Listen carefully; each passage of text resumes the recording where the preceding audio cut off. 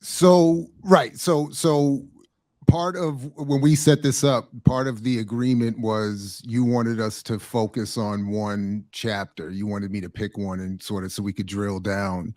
I read three, and I did not read the Obama chapter. But anyway, so I tried to write an initial statement that summarizes my issues, and then we could go from there because I have a hard time. In fact, I had to scribble in the book I was reading, sitting outside one of my daughter's events, and I mistakenly erased stuff and lost stuff, so I had to start over. So I was writing my notes in the front of your book here, and one of them was that I don't really want to debate the arguments.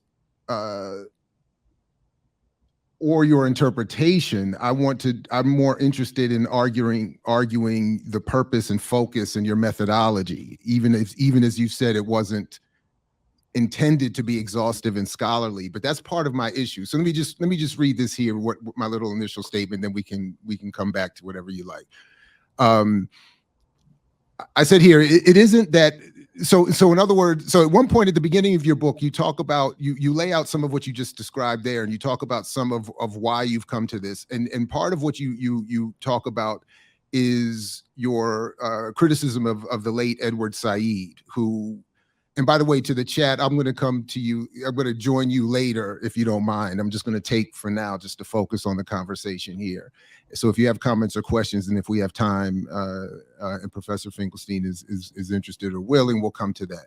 But you mentioned it. You criticize Edward Said and his sort of devolving politics into identity politics. And I made a note here, as I said to you in our email exchange, I said, that I made a note saying Said was right, though, in his initial criticism of, which you talk about, of pro-Palestinian critiques of Israel that were themselves written by mostly Jews and Israelis that were not Palestinian.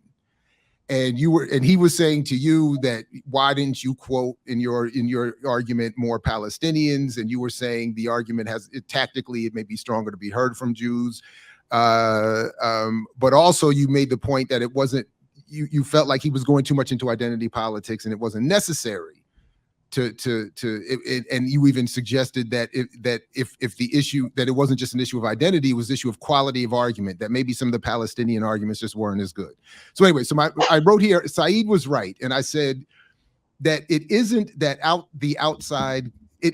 those outside the community cannot become competent historians of that group. It is about demonstrating acknowledgement, competency, care for the thought produced by the community in question, about checking the colonial lens. In other words, it is not some silly preference for, as you say, the infinite regression of identities. It is about learning from those whose identities are imposed through violence to be heard in the various ways they respond to, including the most revolutionary use of identity, which may include the use of that identity to expose all the contradictions of colonialism and capital, and to respond most appropriately. George Jackson was not some silly infinite reductionist. And you didn't say that he was, but that's just my thought there. So in other words, just to the points you made here, and then I'll stop and you can come back. The idea that, as it seems you are saying, and at one point I even note in the book, it does seem you fully say that the problem with the failures of the left, including the loss of Bernie Sanders' campaign, is to be put on these sort of silly identity reductionists. But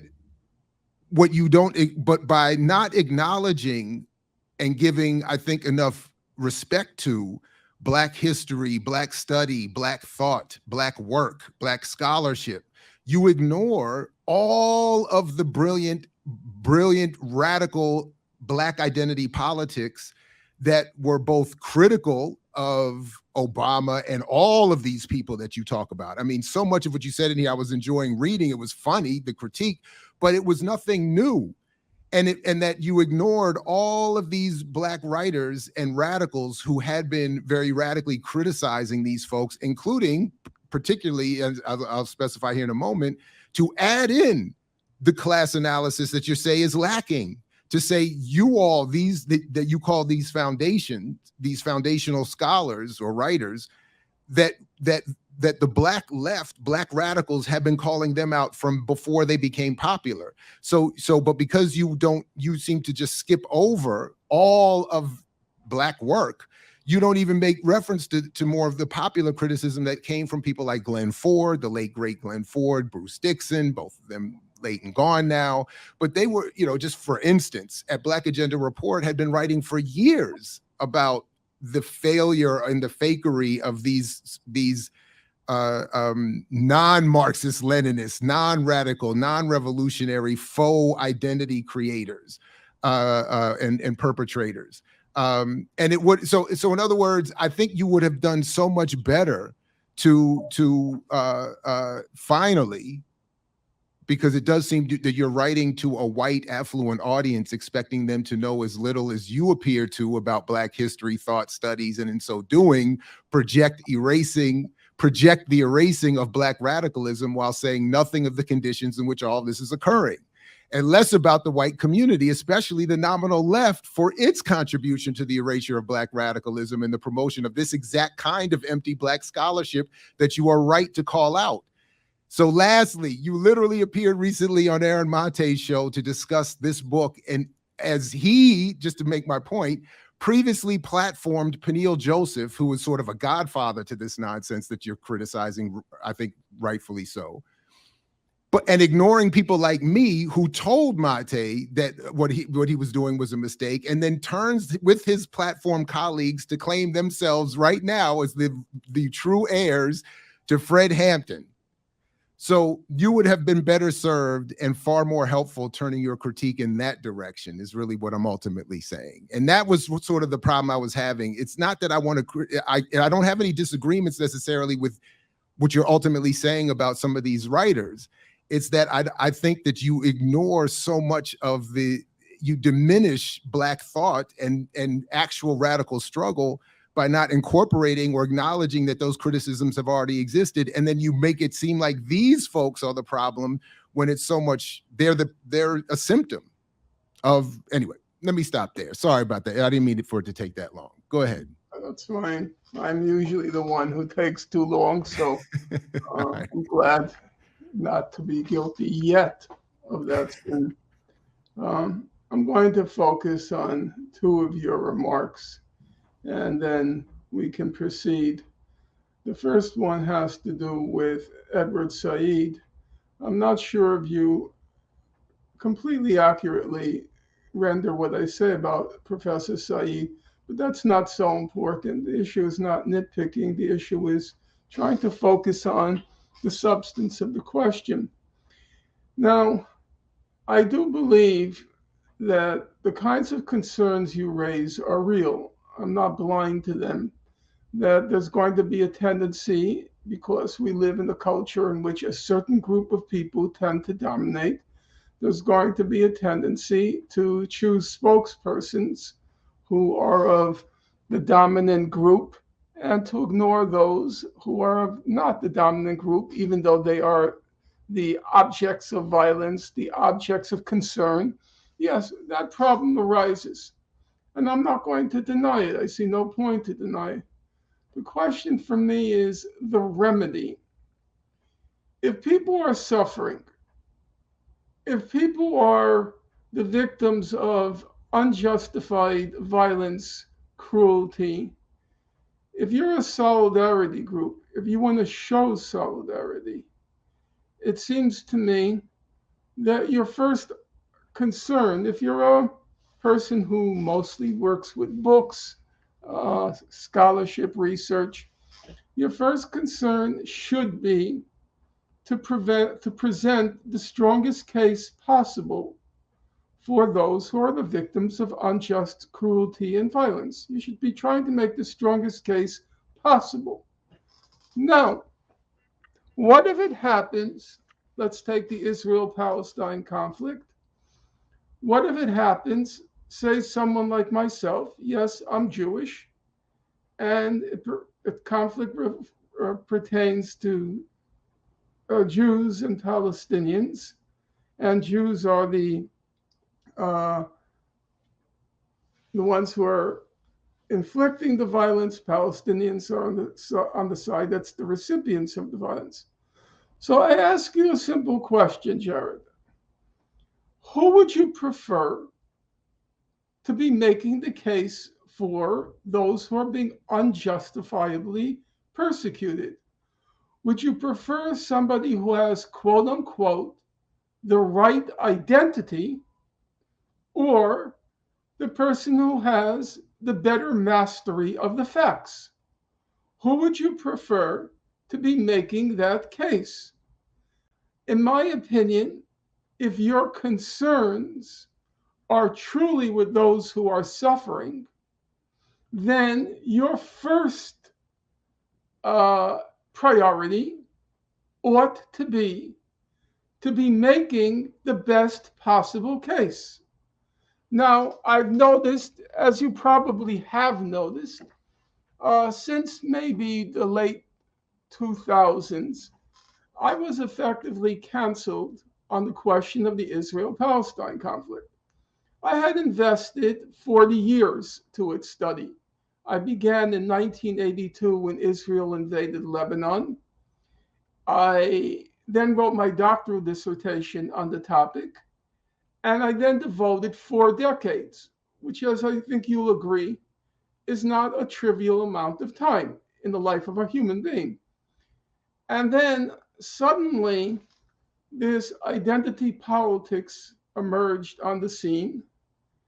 And notwithstanding having written many books on the subject, and people quite qualified to render judgment, saying that I was the most knowledgeable person in the world on the subject, I was canceled. On places like Democracy Now!, you would never see me again. Instead, you would have these Palestinians, in my opinion, significantly lacking in knowledge of the subject. When I say knowledge, I'm talking about not people speaking about experiences, but people who also claim, Palestinians, who claim to have a scholarly knowledge of the subject. And I was displaced by them. In my humble opinion, I think I would have made a much stronger case. I knew the literature. I spent 4 arduous decades mastering that literature, reading thousands and thousands and thousands and thousands of pages of human rights reports, not once, not twice, many times 3 and 4 times. However, because of my quote unquote wrong identity, I was no longer in demand. Now, were it the case that these folks were more competent and qualified than me, there's no argument. There's no argument. But when Professor Said said to me, and it was a moment, he was a very serious intellectual, let there be no question about that. It was a moment in a conversation when he said a friend of mine was a racist. Why? Because in his scholarship, he doesn't cite Palestinians. I thought to myself, well, what makes citing Palestinians in and of itself a virtue? I think competence should be the standard. Ability to effectively answer the lies that Israel was disseminating. That should be the criterion if you're really concerned about those who are suffering. That's my first point. The second point bears on the Kendi chapter. Now, what I attempted to do in the Kendi chapter was 2 things. And for the benefit of your listeners, I should point out, it's 100 pages long. It's a very exhaustive examination.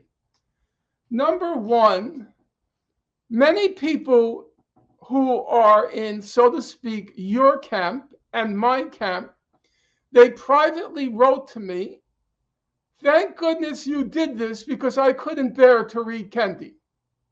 So To my knowledge, and you can of course correct me, nobody to date has gone through Kendi's so-called books chapter and verse. There are these broad condemnations, dismissals, ridicules of Kendi, but I wanted to do something else, which is what I'm known to be pretty good at. I'm called a forensic scholar. I'm pretty good at parsing sentences, parsing logic, parsing evidence. And so I did what, to my knowledge, I stand corrected if I'm mistaken, nobody has done. Gone through, stamped from the beginning, gone through how to be an anti-racist, gone through it page by page by page by page, and tried to see, is there any argument there? To my understanding, based on my analysis, there's nothing there. It's sheer nonsense. It's kind of a fanzine history where the only thing Kendi contributes is to say, this person's a racist, that person's a racist. Frederick Douglass, racist. Richard Wright, racist. Phyllis Wheatley, racist. E. Franklin Frazier, racist. He just puts labels who are not racist. Angela Davis, of course, is not a racist. Zora Neale Hurston, not a racist. Malcolm X, not a racist. It's a kind of fanzine history. It's a comic book, superheroes and supervillains. Other than that, there's nothing. The second thing I did, which I consider a quite interesting juxtaposition, I sat down and I read a large part of W.E.B. Du Bois's corpus. I had read him, believe it or not, I read him in around 20 years old because I took several African American history courses in my first years in college. So we had to read, believe it or not, I was 20. We had to read Black Reconstruction. We had to read Harold Cruz's The Crisis of the Negro Intellectual. But since then, occasionally I picked up Du Bois. I read his autobiography, the last one, but I hadn't read him systematically. And what I did was, I was curious, how does a real historian do Black history? And a large part of that chapter is devoted to juxtaposing how Du Bois does history with how Kendi purportedly does history. And I reached the conclusion that everything that made Du Bois great, is wholly absent in Kendi's so-called books. I'll make one last point pertaining to that first point, namely, who should and who shouldn't be represented. And this is a topical point. I sat down and I read that African American Studies Advanced Placement syllabus that there's been a lot of discussion on. Okay? It's 224 pages, if my memory serves. But one thing struck me, and it pertains exactly to the point that we began with, or you began with. And we're probably going to get now into a very feisty and I hope not unpleasant exchange.